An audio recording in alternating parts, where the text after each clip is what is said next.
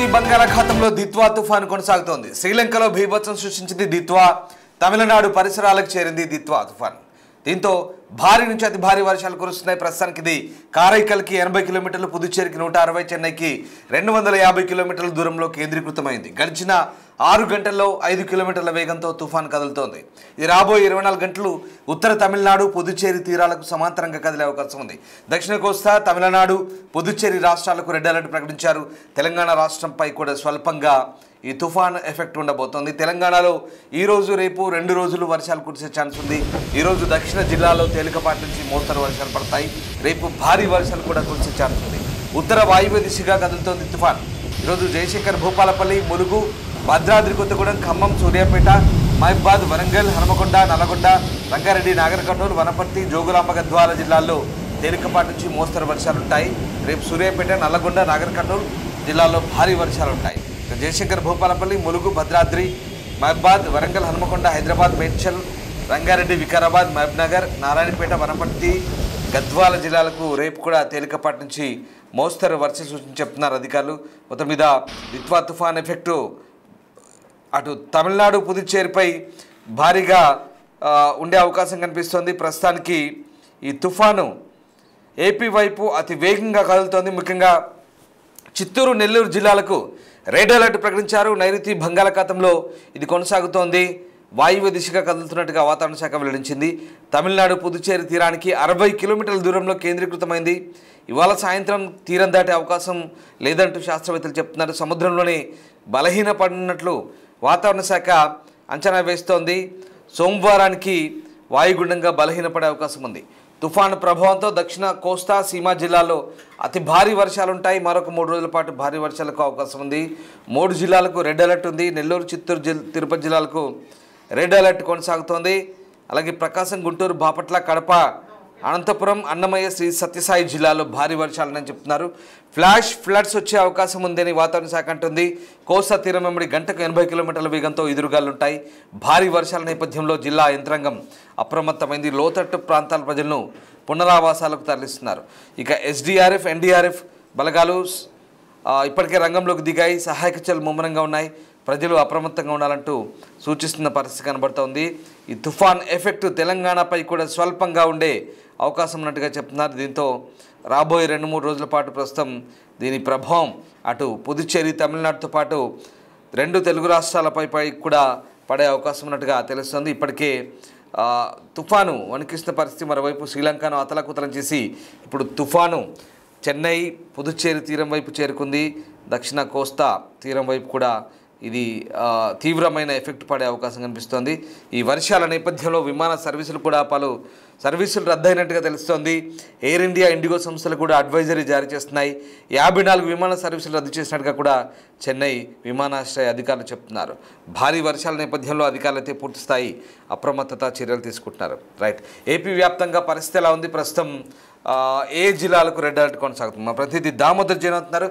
దామోదర్, తుఫాన్ ఎఫెక్ట్ ముఖ్యంగా ఏపీపై ఏ జిల్లాల్లో కొనసాగే అవకాశం కనిపిస్తుంది? ముఖ్యంగా ఈ తుఫాను ఎప్పుడు తీరం దాటే ఛాన్స్ ఉంది? తీరం దాటుతుందా లేదా బలహీన పడుతుందా? వాతావరణ శాఖ అధికారులు ఏమంటున్నారు? అలాగే ఉమ్మడి చిత్తూరు జిల్లాలు కావచ్చు, నెల్లూరు, అలాగే మిగతా జిల్లాల్లో పరిస్థితి ఎట్లా ఉంది? తుఫాన్ ప్రభావంతో ఈ రోజు ఉదయం నుంచి ప్రారంభమైన వర్షాలు ఈ రోజు కొంత పెరిగాయని చెప్పవచ్చు. ముఖ్యంగా ఏదైతే దక్షిణ కోస్తాతో పాటు రాయలసీమకు సంబంధించి తిరుపతి, అన్నమయ్య, కడప జిల్లాల్లో విస్తారంగా వర్షాలు కురుస్తున్నాయి. అయితే అవి మోస్తారు వర్షాలు కావడంతో ప్రజలకు ఎలాంటి ఇబ్బంది తలెత్తలేదు. అయితే సముద్ర తీర ప్రాంతానికి దగ్గరగా ఉన్న ఏదైతే నెల్లూరు, అదేవిధంగా ప్రకాశం జిల్లాతో పాటు తిరుపతి జిల్లాకు సంబంధించి 4 నియోజకవర్గాలు సత్యవేడు, సుల్లూరుపేట, గూడూరు, శ్రీకాళహస్తి నియోజకవర్గాల్లో భారీ వర్షాలు కురుస్తాయని అధికారులు ఆ 4 నియోజకవర్గాల పరిధిలో రెడ్ అలర్ట్ ప్రకటించారు. దీంతో పాటు తిరుమలలో కూడా విస్తారంగా వర్షాలు కురుస్తున్న పరిస్థితి. దీంతో భక్తులకు కొంత ఇబ్బంది పడుతున్నారు. ముఖ్యంగా స్వామివారి దర్శనానికి వచ్చిన తర్వాత వారు బయటకి ఎక్కడ వెళ్ళలేని పరిస్థితి ఏర్పడింది. దీంతో వారు జర్మన్ షెడ్ల సమీపంలో ఉన్న జర్మన్ షెడ్లలో తలదాచుకుంటున్నారు. మరోవైపు ఏదైతే జిల్లా వ్యాప్తంగా ఉమ్మడి చిత్తూరు జిల్లా వ్యాప్తంగా ఇటు చిత్తూరు, తిరుపతి కలెక్టర్లు ఇప్పటికే రెడ్ అలర్ట్ ప్రకటించారు. ఎక్కడ ఎలాంటి ఇబ్బంది తలెత్తకుండా ముందు జాగ్రత్త చర్యలు తీసుకోవాలని ఆదేశించారు. కలెక్టరేట్ లో కంట్రోల్ రూమ్ ఏర్పాటు చేయడంతో పాటు ఈ 4 నియోజకవర్గాల పరిధిలో పూర్తి స్థాయిలో ప్రతి గ్రామానికి ఒక పోలీస్ తో పాటు ఒక రెవెన్యూ అధికారి నిరంతరము టచ్ లో ఉండాలి. దీంతో పాటు వారు ఎప్పటికప్పుడు ఆ గ్రామంలో ఉన్న పరిస్థితిని సమీక్షించుకోవాలంటే కూడా ఆదేశాలు జారీ చేశారు. వాగులు వంకల వద్ద ఏదైతే రహదారులకు మధ్యలో ఉన్న కల్వర్టుల వద్ద కూడా ఏదైతే బందోబస్తు ఏర్పాటు చేశారో ప్రమాదకరంగా మారి ఉండే వాటిని పూర్తిగా మూసివేస్తామని కూడా చెప్తున్న పరిస్థితి. మొత్తం మీద చూసుకుంటే అటు జిల్లా కలెక్టర్, ఎస్పీ ఎప్పటికప్పుడు పరిస్థితిని సమీక్షిస్తున్నారు. మరోవైపు ఈ శ్రీలంక నుంచి తీరం దాటి పుదుచ్చేరి, చెన్నై మధ్యలో తీరం దాటే అవకాశం ఉందని వాతావరణ నిపుణులు చెప్తున్నప్పటికీ ఏదైతే వాతావరణ నిపుణులు బలహీనపడుతుందంటే మరోవైపు ఇస్రో మాత్రం ఖచ్చితంగా తీరం దాటుతుందంటున్నారు. ఇప్పటికే విస్తారంగా తమిళనాడులోని 9 జిల్లాల్లో విస్తారంగా వర్షాలు కురుస్తున్నాయి. విల్లుపురము, తిరునెల్లూరు, తిరునెల్లవేలి, అదేవిధంగా ఏదైతే కరెక్ట్ మొత్తం 9 జిల్లాలలో విస్తారంగా వర్షాలు కురవడంతో గత 2 రోజులుగా భారీగా నీరు చేరుకుంటుంది. వాగులు వంకలు విస్తృతంగా ప్రవహిస్తున్నాయి. మరోవైపు చెరువులు కూడా నిండిపోయిన పరిస్థితి. దీంతో చెరువు కట్టల వద్ద బందోబస్తు కూడా ఏర్పాటు చేయడము, వాటిని నిరంతరం తనిఖీ చేయడానికి ప్రత్యేకంగా ప్రతి నియోజకవర్గానికి ఒక ఐఏఎస్ అధికారిని తమిళనాడులో నియమించామంటూ కూడా అధికారులు చెప్తున్న పరిస్థితి. మొత్తం మీద చూస్తే తమిళనాడులో భారీగా నష్టాలను చేకూర్చే విధంగా ఈ తుఫాన్ కొనసాగే అవకాశం ఉందని చెప్తున్నారు. అయితే ఆంధ్రప్రదేశ్ కు సంబంధించి ఇప్పటి వరకు ఏదైతే మోస్తరు వర్షంతోనే ప్రారంభమైన ఈ రోజు రాత్రికి కానీ రేపు తెల్లవారుజామున లోపల తీరం దాటిన తర్వాత మరోసారి విస్తారంగా వర్షాలు పడతాయంటున్నారు. అయితే వాతావరణ శాఖ మాత్రం ఇది సముద్రంలోనే బలహీన పడిపోయే అవకాశం ఉందని కూడా చెప్తున్నారు. మొత్తం మీద అయితే ఇస్రో ఒక అభిప్రాయం, వాతావరణ శాఖ అభిప్రాయం చెప్తున్న నేపథ్యంలో ఎలా పరిస్థితి ఉంటుందన్నప్పటికీ ముందుగా పరిస్థితిని ఎదుర్కోవడానికి ధీటుగా అన్ని రకాల చర్యలు తీసుకుంటున్నామని అధికారులు చెప్పారు. దీంతో పాటు ఏదైతే సీఎం ఇప్పటికే ఈయన ఉమ్మడి చిత్తూరు జిల్లా, అదేవిధంగా నెల్లూరు, ప్రకాశం జిల్లాల అధికారులతో ఇప్పటికప్పుడు ఆయన పరిస్థితిని సమీక్షించారు. ముందు జాగ్రత్త చర్యగా తుఫాన్ పరిస్థితిని ఎదుర్కోవడానికి పునరావాస కేంద్రాలను కూడా సిద్ధంగా ఉంచాలని ఆదేశించారు Ramadas. Right sir, thank you Damodar. So ఇది దిత్వా తుఫాన్ ఎఫెక్ట్ అటు తమిళనాడుతో పాటు తెలుగు రాష్ట్రాలపై కూడా పడుతోంది. ఇప్పటికే ఉమ్మడి చిత్తూరు, నెల్లూరు జిల్లాల్లో భారీ వర్షాలు కురుస్తున్నాయి. మరోవైపు చాలా ప్రాంతాలను అలర్ట్గా ఉండమంటూ అధికారులు సూచిస్తున్న పరిస్థితి కనబడుతోంది. కోస్తా జిల్లాలతో పాటు రాయలసీమ జిల్లాలో కూడా దీని ప్రభావం ఉండే అవకాశం ఉంది. తెలంగాణపై కూడా దీని ఎఫెక్ట్ భారీగానే ఉండబోతుంది. అంటే చలి తీవ్రత పెరుగుతోంది, బట్ వర్షాలు మాత్రం స్వల్పంగానే ఉండే ఛాన్స్ ఉంది. సో తెలంగాణపై దీని ఎఫెక్ట్ స్వల్పంగానే ఉందంటున్నారు. రైట్, మొత్తం మీద తుఫాను ప్రభావంతో చెన్నై అయితే ఇప్పటికే వణికిపోతుంది. చెన్నైతో సహా చుట్టుపక్కల జిల్లాలు, తీర ప్రాంత జిల్లాలన్నీ కూడా ఇబ్బందికర పరిస్థితులు కొనసాగుతున్న సిచ్యువేషన్ కనబడుతుంది. ఇప్పటికే కొన్ని ఫ్లైట్లను రద్దు చేశారు, కొన్ని ఫ్లైట్లు షెడ్యూల్లో మార్పు చోటు చేసుకుంది. అలాగే తమిళనాడు వ్యాప్తంగా కొన్ని జిల్లాల్లో పాఠశాలకు, స్కూళ్లకు, కళాశాలకు సెలవులు ప్రకటించిన పరిస్థితి కనబడుతుంది. ఇక తెలంగాణలో పరిస్థితి భిన్నంగా ఉంది.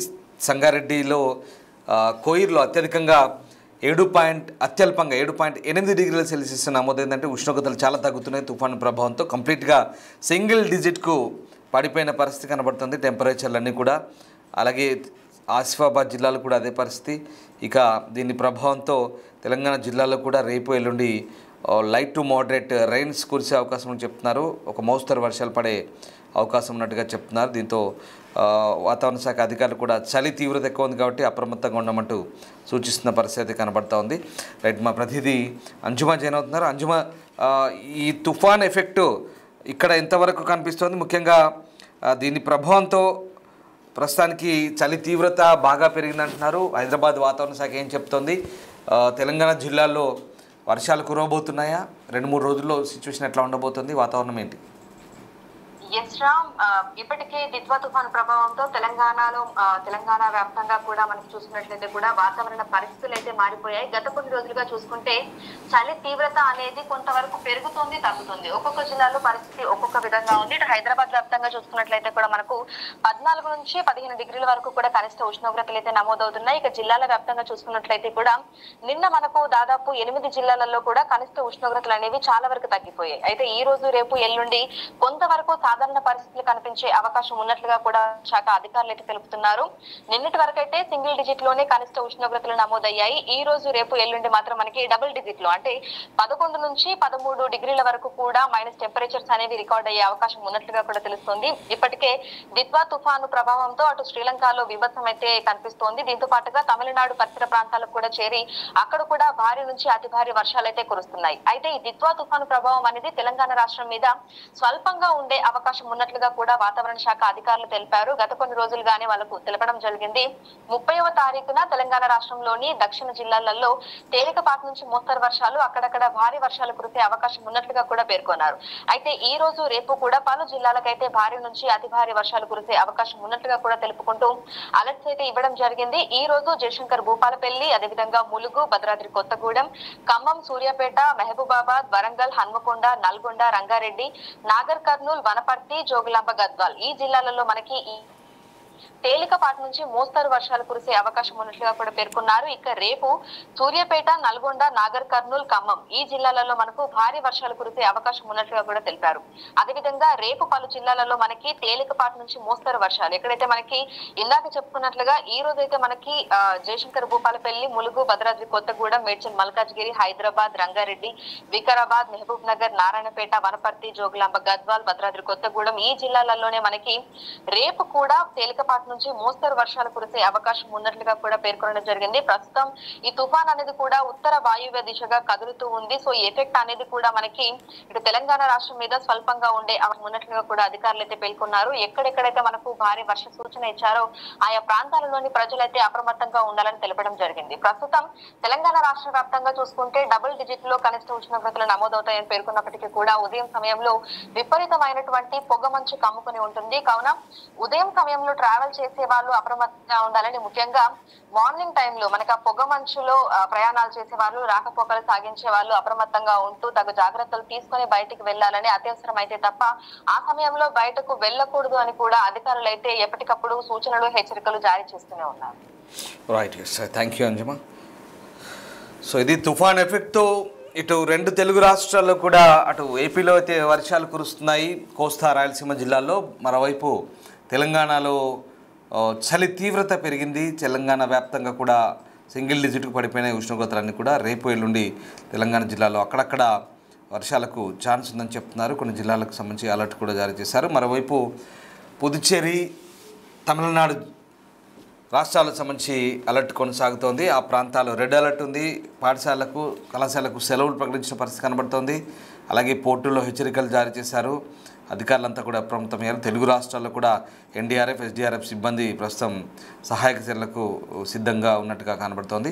సో మొత్తం మీద తుఫాన్ ఎఫెక్ట్తో మత్స్యకారులు సముద్రం తీరం వైపు వెళ్ళొద్దు, అలాగే రైతులు కూడా జాగ్రత్తగా ఉండమంటూ అధికారులు సూచిస్తున్న పరిస్థితి కనబడుతోంది. ఇక మరొక 2-3 రోజుల పాటు ఈ తుఫాన్ ఎఫెక్ట్ కనబడే అవకాశం కనిపిస్తుంది. క్లియర్గా డిసెంబర్ 2, 3వ తారీఖు దాకా కూడా దీని ఎఫెక్ట్ ఉండే ఛాన్స్ ఉంది.